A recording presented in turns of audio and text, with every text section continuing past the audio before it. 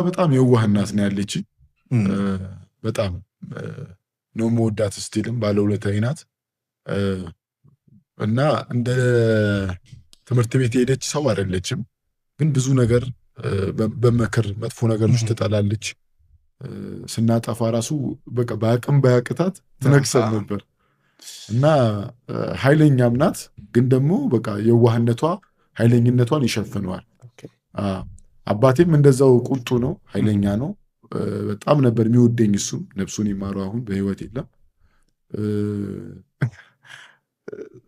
ወላጅ አዳላማ ብዙ ጊዜ እሱ ግን በዛ ሰዓት ላይ እኔ እንደዚህ ራሱ ሲነገረኝ እግሩ ላይ ያስቀምጠኝና እኔ ካልበላው እዛ ቤት ወደ 6-7 ቤተሰቦች ነው ያሉኝ፣ እህት ወንድሞች ማለት ነው።